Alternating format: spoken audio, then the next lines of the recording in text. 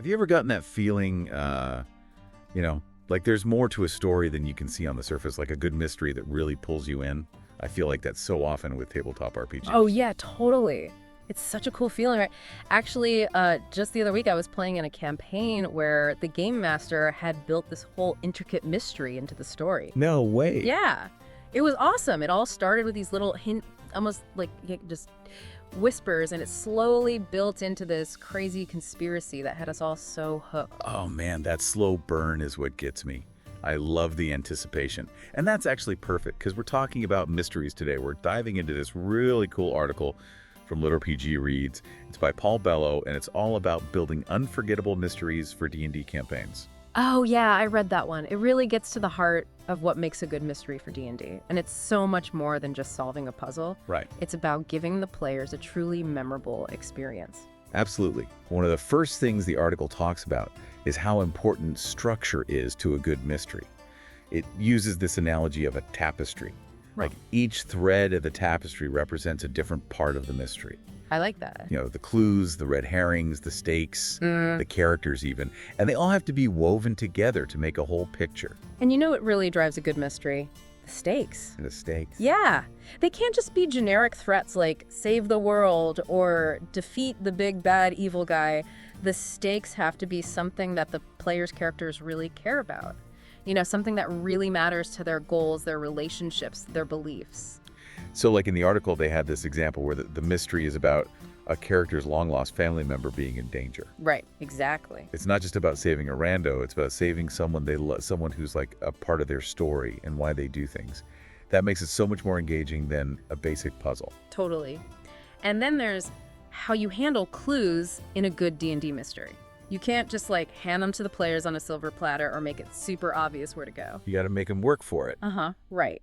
The article suggests thinking about clues like breadcrumbs scattered throughout the story. Ooh, I like that. Yeah, they should be complex, discoverable in different ways, and let players use their different skills and make choices about how they find them. It's cool because that lets players with all kinds of playstyles contribute. Someone who loves figuring out puzzles can use their logic, and someone who's super intuitive might pick up on subtle clues. Like a good D&D mystery lets everyone shine. Exactly. It's called the web of clues in the article. Ooh, the web of clues. I like it. It's like each strand is a clue, and the players can follow whichever strands they want in whatever order. They might start with a weird artifact, then follow some rumors, and finally find a hidden journal that has a crucial piece of the puzzle. That's so cool. And you know what we can't forget? Red herrings. Oh man, red herrings are the best. They really keep you guessing. But just throwing in random fake facts doesn't really work.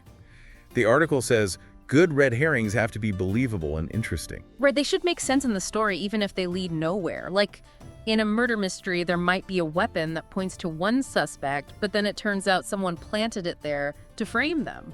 Ooh, that's good. It's all about making the players question everything. And that kind of ties into another idea from the article, the mystery funnel. Oh yeah, the mystery funnel. Right. That's a cool way to think about how the pace of the mystery should go. It's like a funnel that starts wide with lots of possible leads and suspects. Okay, so at the beginning, the players might feel totally overwhelmed with all these clues and possibilities. Yeah, exactly. But then as they put the pieces together, the funnel starts to narrow.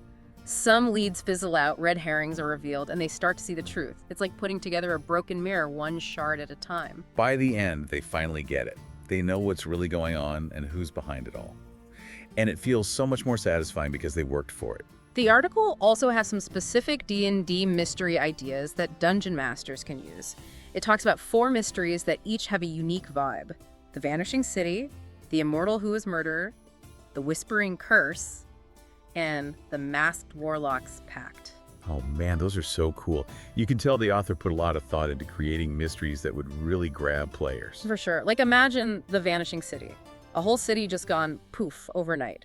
The players have to figure out what happened, where it went, and if they can bring it back. It sounds like it could be a campaign all on its own, traveling to different planes, meeting strange creatures, and uncovering ancient secrets to solve the puzzle. Yeah.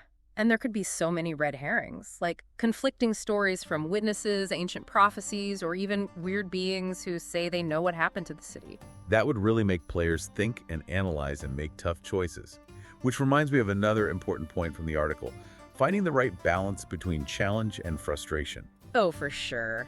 That's a tough one. You want a mystery that makes players think, but not so hard that it's impossible to solve. The goal is to make it rewarding and fun, without making people want to give up. And that's where the Dungeon Master comes in. A good DM can give subtle hints and clues and use NPCs to point players in the right direction without just giving them the answers. Exactly. It's about making the game fair and making sure the players feel like they can succeed if they just think creatively and use their resources. We could talk about D&D mysteries forever, but we're running out of time for this part of the deep dive. Yeah, but don't worry, we'll be back soon to keep exploring this topic. So we were talking about keeping that balance between challenge and hand-holding when you're running a D&D mystery. Nobody wants to feel lost forever, right? The article has some really useful advice for that. Yeah, totally. You want the players to be like, ooh, this is tricky, but not, ooh, this is impossible. It's got to be fun. Right. And one thing the article says is to use NPCs to kind of guide the players. Like, instead of just giving them a list of things to do, the NPCs can give hints or rumors or even like warnings that point them in the right direction. I see what you mean. You want the world to react to what the players know. Yeah. They should be able to talk to people, ask questions, and find things out naturally instead of feeling like they're on a railroad track. Exactly.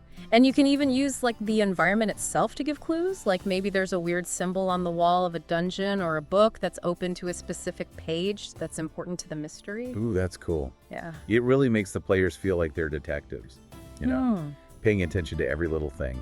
And I really like how the article talked about letting the players be creative and find different ways to solve things. Oh, yeah, absolutely. You don't want to force them into one solution. A good mystery should be open to different approaches, different ways of understanding the clues and even different outcomes depending on what the players decide to do. Makes it feel more real, right? Like their choices matter. And that's where the article brings up something called narrative consequences. Yes. This means that what the players do actually affects the world. Like if they don't figure out a clue in time, maybe a magic item gets stolen or someone innocent gets blamed. It's not like they're being punished though, right? It's more like their actions have realistic outcomes. Exactly. It raises the stakes and makes them feel like they really need to think about what they're doing. Oh, and the article had this great idea about using the players' backstories to make the mystery more personal. Oh, wow. That's awesome. Like imagine weaving parts of a character's past into the mystery itself.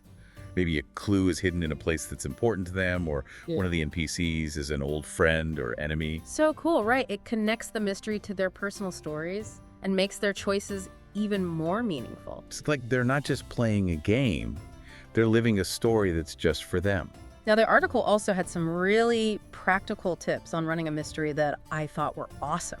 Like, it talks about talking to your players before you even start. Makes sense. You need to know what they're looking for, right? Some people love complicated puzzles, and others want something simpler. Totally. And while you're playing, make sure you give them feedback and encouragement. Like, if they're stuck, give them a little nudge in the right direction. And don't just dump all the information on them at once, right? It's like a good book or movie. You got to reveal things slowly to build the suspense. For sure. And another cool idea was to use visual aids like maps and diagrams and even pictures of the characters. Oh yeah, that would help everyone keep track of all the clues and suspects and connections. And it's fun too. Like imagine giving them an actual map of the city where the mystery is happening with all the important places marked on it. I love that. Makes it feel so real. The article also said to be flexible. Like if the players come up with a really clever solution that you didn't plan for, just go with it. Yeah. That's one of the best things about D&D. It's a story that everyone creates together. Exactly. And at the end of the day, the most important thing is to have fun. Don't get so bogged down in the rules that you forget to enjoy the mystery. Man, it's crazy how much a good mystery can change a D&D campaign, right? Like, it's not just about fighting and loot anymore. It becomes like a puzzle for your brain and your heart, too. You have to think, but you also feel the story. And it makes you really think about your choices like they have real weight to them. One thing I realized reading the article is that you can have a mystery in pretty much any D&D campaign. Yeah, totally. It doesn't matter if your group likes spooky stuff or pirates or epic fantasy. There's always a place for a good mystery. Right. Like the 4 examples in the article, the Vanishing City, the Immortal Who Was Murdered, the Whispering Curse, and the Masked Warlock's Pact. Each one sounds so interesting. And they all come from different places, right? Like old detective stories, real-life crimes, historical stuff, myths, even just things the author made up. It's all about making the mystery fit into the world you're playing in. And remember, it's not just about finding the answer, it's about the journey, too. Yeah. Let the mystery unfold naturally and let the players make choices and do unexpected things. Because really, it's the players who make the mystery come alive. Mm-hmm. You know, their choices, their deductions, their reactions, it all comes together to create something special. Definitely. So as we wrap up this deep dive into D&D mysteries, I want to know what you guys think. What makes a mystery really awesome for you? Is it the suspense, the clues, the big reveals, or maybe those tough moral choices you have to make? Yeah, head down to the comments and tell us. We want to hear about your experiences with D&D mysteries.